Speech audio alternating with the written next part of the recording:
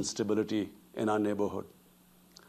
This is also time for us to reflect whether, as the United Nations, we have been able to realize the promise we collectively made to our peoples.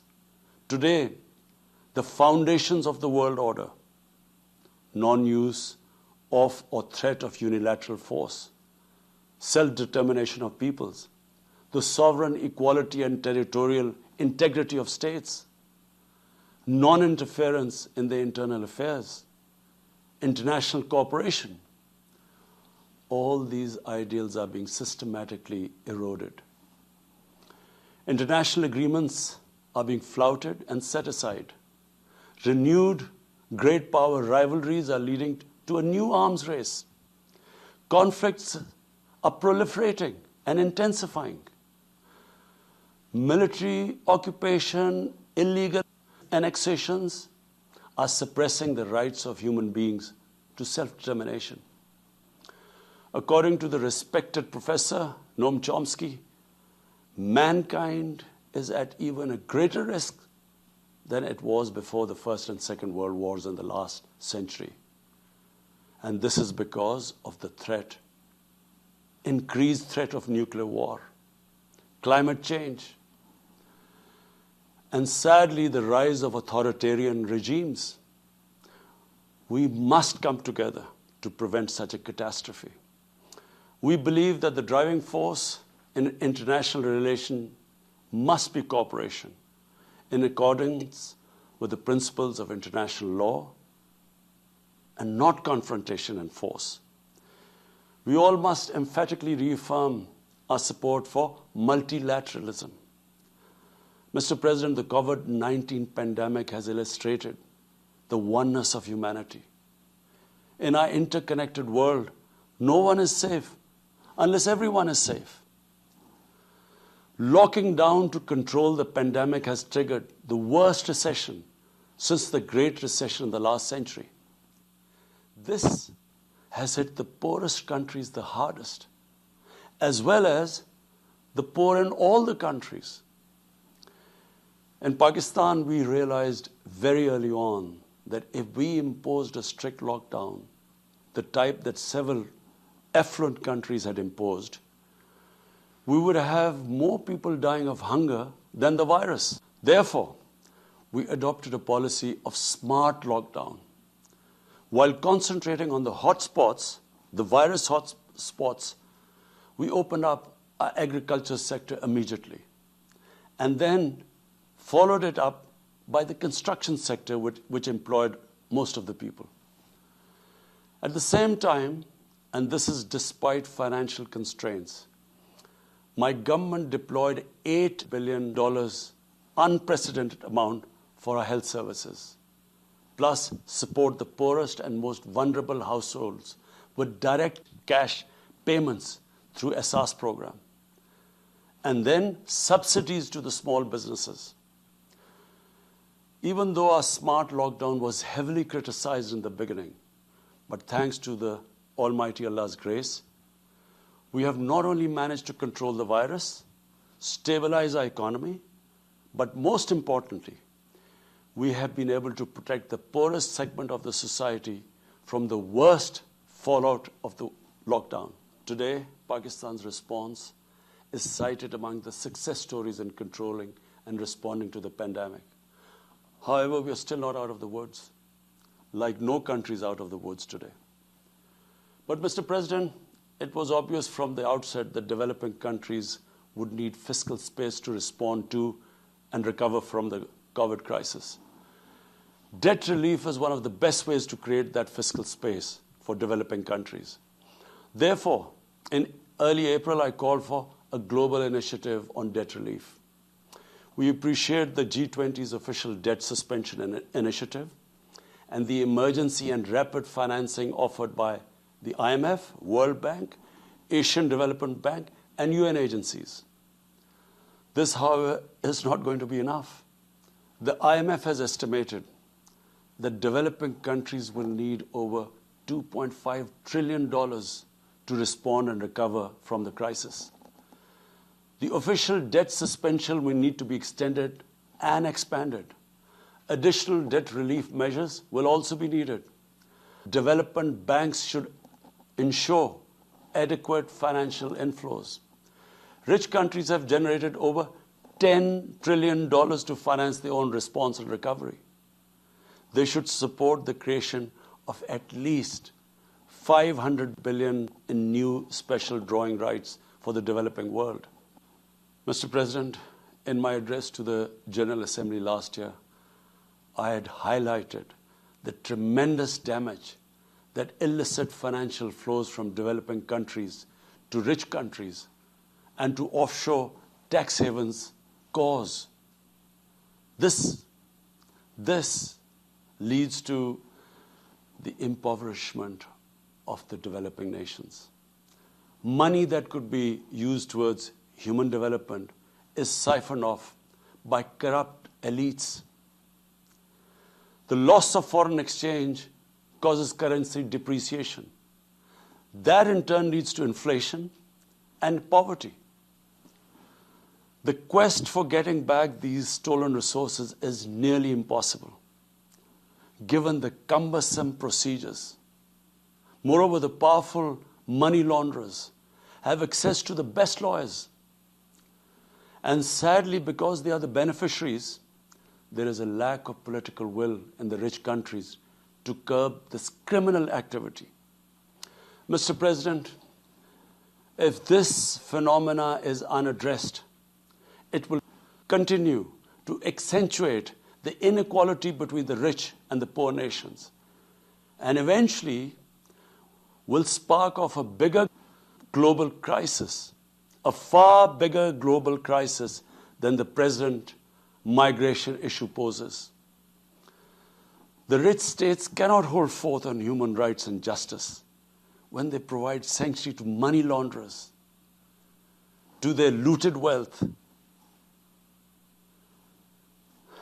There are robust anti-money laundering and anti-terror financing regimes. I call upon this Assembly to take the lead in efforts to build a global framework to stem the illicit financial flows and ensure speedy repatriation of stolen wealth. It is important to realize that the aid that flows from rich countries to the developing world is minuscule compared to the massive outflows by our corrupt elites. Mr. President, this year, I must again reiterate the threat posed to mankind due to climate change. Unprecedented fires in Australia, Siberia, California, Brazil. Unprecedented floodings in various parts of the world. Record temperatures, even in the Arctic Circle. This should make all of us worried for our future generations. Commitments made through the Paris agreements must be fulfilled. In particular, the commitment to mobilize $100 billion annually as climate finance. Pakistan's contribution to carbon emissions is minimal, but it is one of those countries most affected by climate change. Yet, we have decided to take the lead as we consider addressing climate change a universal responsibility. We have launched an extremely ambitious program to plant 10 billion trees in the next 3 years as a contribution to mitigating the effects of climate change. Mr. President, the pandemic was an opportunity to bring humanity together. Unfortunately, it has instead fanned nationalism, increased global tensions, and given rise to racial and religious hatred and violence against vulnerable minorities in several places. These trends have also accentuated Islamophobia. Muslims continue to be targeted with impunity in many countries. Our shrines are being destroyed. Our Prophet Muhammad sallallahu alaihi wasallam insulted. The Holy Quran burnt. And all this in the name of freedom of speech. Incidents in Europe, including republication of blasphemous sketches by Charlie Hebdo are recent examples. We stress that willful provocations and incitement to hate and violence must be universally outlawed. This assembly should declare an international day to combat Islamophobia and build a coalition to fight the scourge that splits humanity. Mr. President, the one country in the world today where I'm sad to say the state sponsors Islamophobia, and that is India. The reason behind this is the RSS ideology that unfortunately rules India today. This extremist ideology was founded in the 1920s. The RSS founding fathers were inspired by the Nazis, and they adopted their concepts of racial purity and supremacy. While the Nazis' hate was directed at the Jews, the RSS directs it towards the Muslims and to a lesser extent, the Christians. They believe that India is exclusively for Hindus and others are not equal citizens. The secularism of Gandhi and Nehru has been replaced by the dream of creating a Hindu Rashtra by subjugating, even cleansing, India's 200 million Muslims and other minorities. In 1992, the RS destroyed the Babri Masjid. In 2002, some 2,000 Muslims were slaughtered in Gujarat, and this was under the watch of Chief Minister Modi. In 2007, over 50 Muslims were burnt alive by RSS arsonists aboard the Samjhauta Express train. In Assam, around 2 million Muslims face the prospects of being arbitrarily stripped of their nationality through the adoption of discriminatory laws. There are reports of large concentration camps being filled by Muslim Indian citizens. Muslims were falsely blamed, vilified, and victimized for spreading the coronavirus. They were denied medical attention on many occasions. Their businesses were boycotted. Cow vigilantes attack and kill Muslims with impunity. Last February, Muslims faced targeted killings with police complicity in New Delhi. Mass registrations in the past have often been a precursor to genocide. For example, the Nuremberg laws in Germany in 1935, and then in 1982 in Myanmar. The Hindutva ideology is set to marginalize almost 300 million human beings, Muslims, Christians, and Sikhs.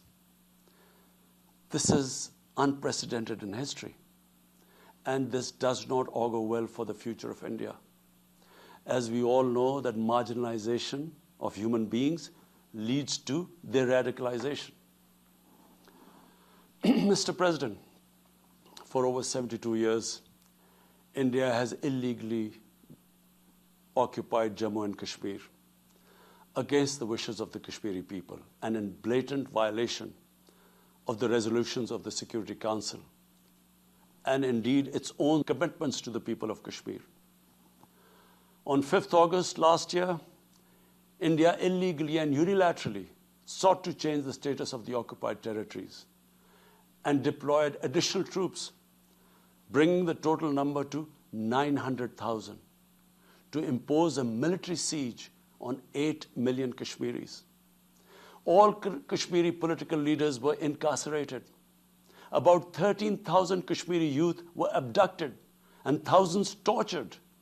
A complete curfew was imposed, accompanied by a total communications blackout. Indian occupation forces have used brute force, including pellet guns against peaceful protesters, imposed collective punishments, including the destruction of entire neighborhoods, and extrajudicially murdered hundreds of innocent young Kashmiris in fake encounters, refusing even to hand over their bodies for burial.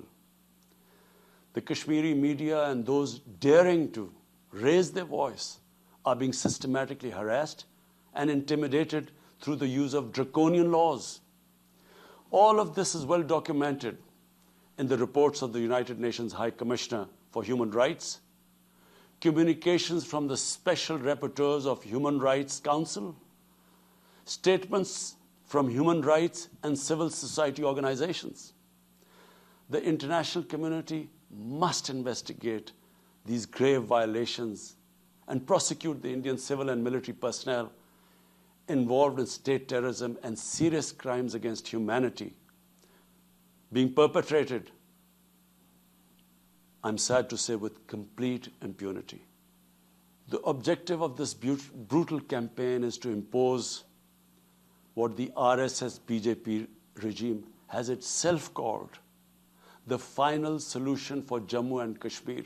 To this end, the military siege is being followed by moves to change the demographic structure of the occupied territory.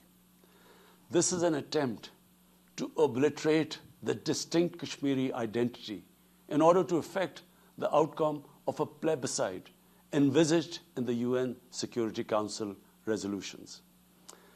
This action is in violation of the UN Charter, Council resolutions, and international law, particularly the Fourth Geneva Convention. Changing demographic structure of occupied territory is a war crime.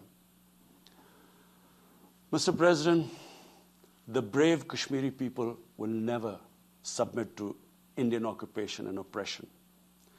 Their struggle is indigenous. They are fighting for a just cause, and generation after generation have laid down their lives to rid themselves of Indian occupation. The government and people of Pakistan are committed to standing by and supporting the Kashmiri brothers and sisters in the legitimate struggle for self-determination. Mr. President, in order to divert attention from its illegal actions and atrocities in Indian-occupied Jammu and Kashmir, India is playing a dangerous game of upping the military ante against Pakistan in a nuclearized environment. Despite constant Indian provocations and ceasefire violations along the line of control and the working boundary, targeting innocent civilians, Pakistan has exercised maximum restraint. We have consistently sensitized the world community about a false flag operation and another ill-conceived misadventure by India. My parents, Mr. President, were born in the colonial India, and I was the first generation that grew up in an independent Pakistan.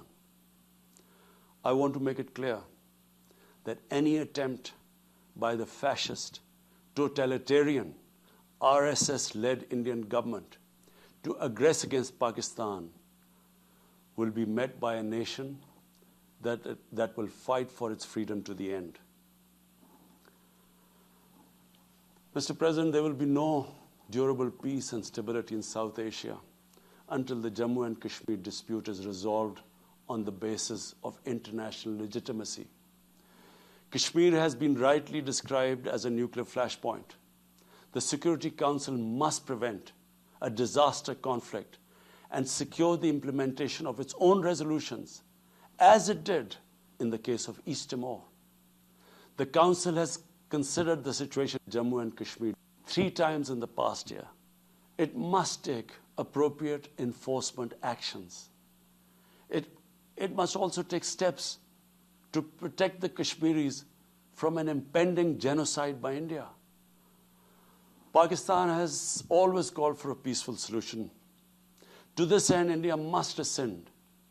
To reach this end, India must rescind the measures it has instituted since 5th August 2019, end its military siege and other gross human rights violations, and agree to resolve the Jammu and Kashmir dispute in accordance with the relevant UN Security Council resolutions, and of course, the wishes of the people of Kashmir.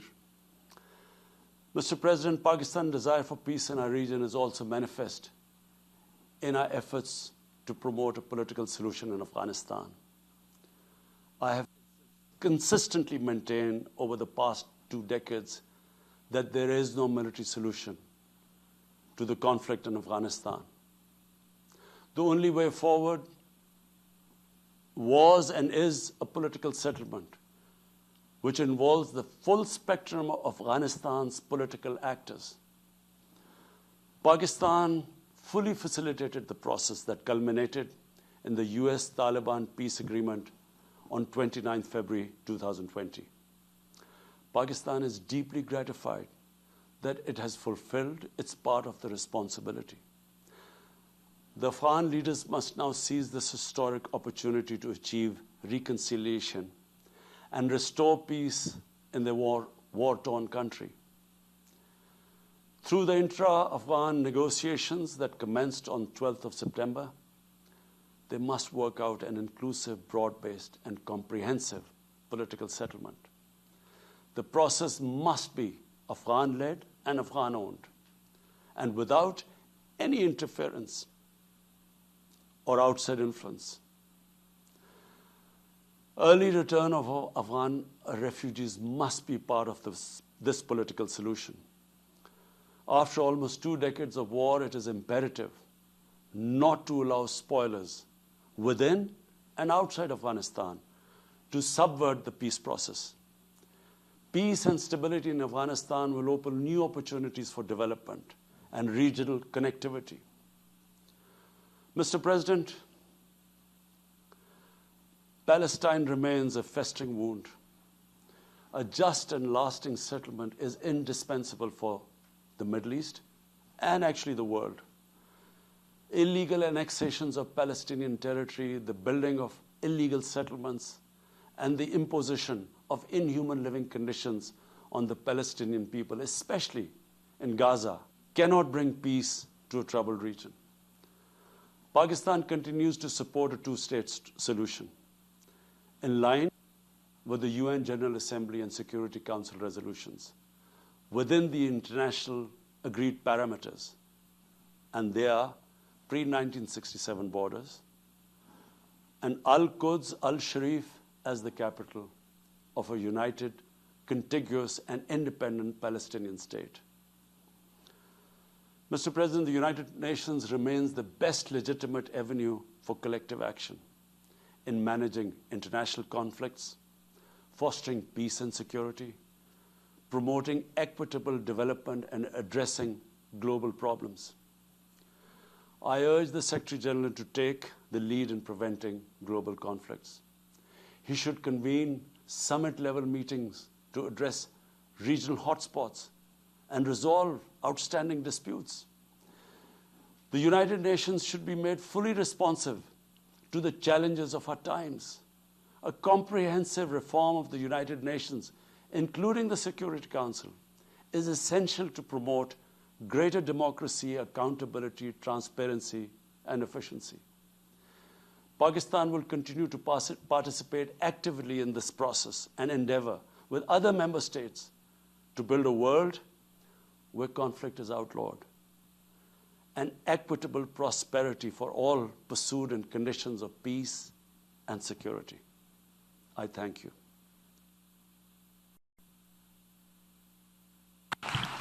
On behalf of the General Assembly, I wish to thank the Prime Minister of the Islamic Republic of Pakistan for the statement just made.